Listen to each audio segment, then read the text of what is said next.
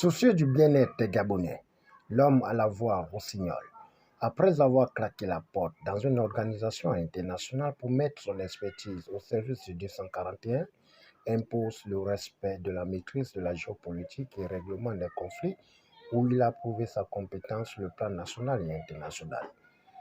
C'est dans ce cadre qu'après validation de son dossier de candidature à la présidence de la République, Jean Delors Biyoge Bintogo a animé une deuxième causerie politique derrière l'ambassade de Chine, deuxième arrondissement de Libreville, le mercredi 26 juillet 2023.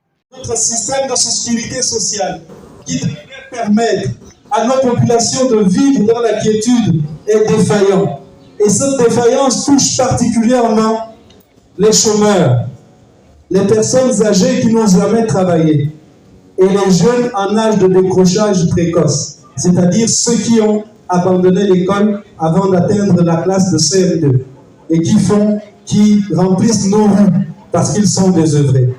Pour ce qui concerne les personnes du troisième âge n'ayant jamais travaillé, nous allons prévoir une caisse de pension pour ces personnes, de leur permettre de jouir également de l'effort national, de jouir également des biens de notre pays. Ceux-là ne sont pas nombreux. Ils sont moins nombreux aujourd'hui qu'ils ne l'étaient il y a 10 ans. Parce que la plupart des gens du troisième âge de nos jours sont des anciens actifs.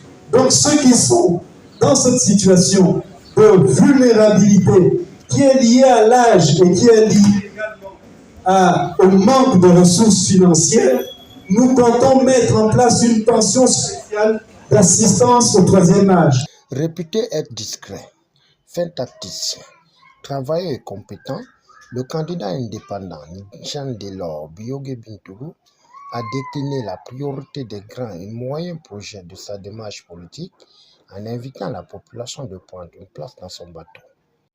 C'est le désir de participer au renouvellement de la classe politique dans mon pays.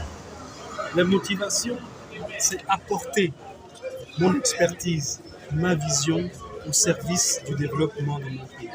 La motivation, c'est réconcilier la jeunesse avec la vie politique de notre pays.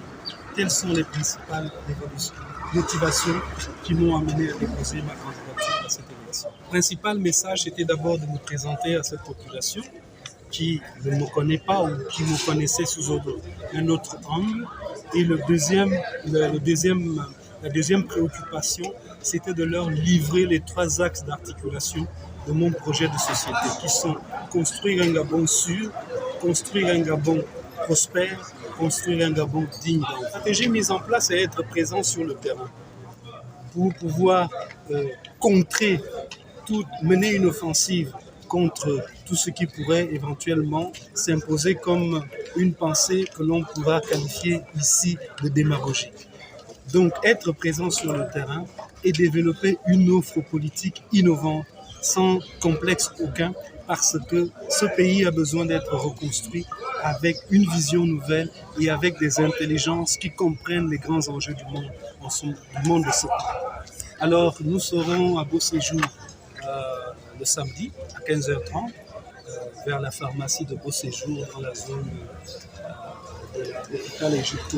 En tout cas, nous serons quelque part dans la zone pour pouvoir également délivrer le même message. Parce que j'ai vu une population qui est complètement désabusée et qui voit un autre message comme un message d'espoir et qui vient relancer leur confiance et qui vient même leur donner leur désir de participer à la vie politique de notre pays. À travers, bien entendu, le vote, et ce vote sera certainement en ma faveur. Eh bien, le ralliement est une bonne chose parce qu'il va contribuer à renforcer la position des forces alternatives. Mais ce ralliement ne doit pas se faire de manière subjective. Le ralliement doit reposer sur des principes démocratiques, rien que les principes démocratiques. Vous allez voir que j'ai fait le tour de tous les autres, la plupart des candidats, je les ai rencontrés. J'ai rencontré le président d'Alternance 2023 pour essayer de savoir quelles sont les conditions qui ont été mises en place de création d'une candidature consensuelle. Et moi, ce que j'ai proposé, c'est que tous les candidats, nous allions aux primaires.